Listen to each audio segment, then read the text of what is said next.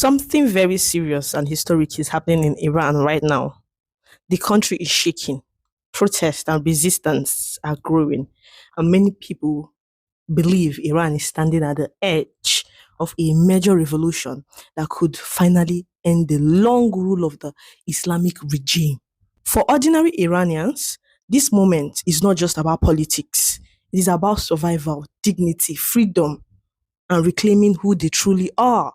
To understand why this uprising matters so much, we must understand how deeply Iranians have suffered under the rule of the Ayatollahs. In 1979, the Islamic regime forcefully took over Iran, overthrowing the SARS government and replacing it with a strict religious dictatorship. Since then, Iran has not been ruled by the will of its people, but by fear, force, and religious extremism. Islam was imposed as a political system, and the country was turned into what many now call an axis of terror. Iran was never originally an Islamic country. Iran is ancient Persia, one of the greatest civilizations the world has ever known. In the Bible, this land is known as Medes and Persia, and it later ruled over Babylon during the time of King Nebuchadnezzar. Persia was known for learning, culture, governance, poetry, science, and tolerance. It was a respected world power long before modern nations existed. If that civilization had continued uninterrupted, Iran could today be one of the strongest and most advanced countries on earth. But like Egypt and some other ancient civilizations, Iran was reduced to a shadow of itself after religion was weaponized and imposed by force. Persia culture was slowly erased. Ancient traditions were called sinful. Pride in Persia identity was discouraged. Arab Islamic ideology replaced thousands of years of Persia's integrity and heritage. Persia are not Arabs, yet their own culture was pushed aside in their own land. The suffering of the Iranian people today is severe. There is frequent electricity failure, lack of water, massive inflation, unemployment, and hopelessness. Despite Iran's oil wealth, ordinary people are poor. Young people see no future. Women suffer the most. They are forced to wear hijabs, beaten or arrested for showing hair, silenced, humiliated, and even eyed by morality police. Morality police. Iranian women are not protesting against God. They are protesting against cruelty. The Islamic regime survives by fear. Protesters are arrested, tortured, or eyed. Journalists are silenced. Critics disappear. Yet, despite the danger, the people have reached their limits. Protests keep breaking out, even though everyone knows it could cost them their lives. This shows how desperate and tired the people truly are. Instead of fixing problems at home, the regime has chosen endless conflict abroad.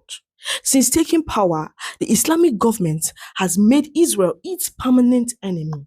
Iran has spent billions supporting and sponsoring militant groups like Hezbollah, Hamas, and other armed groups across the Middle East. While Iranians struggle to eat, their money is used to fund wars and violence outside their borders.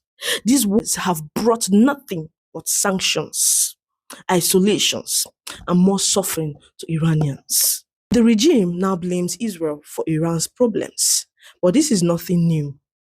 For decades, they have used foreign enemies as excuse while failing their own people. Despite all the threats and propaganda, Iran's aggressive policies have failed repeatedly.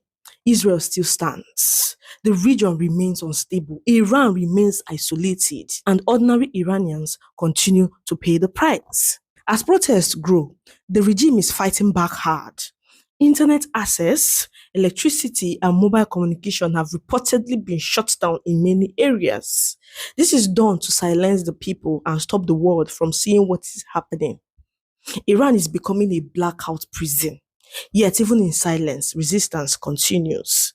The streets are restless. The fear is cracking. What we are witnessing is not chaos for chaos' sake. It is a people trying to reclaim their constitutional soul.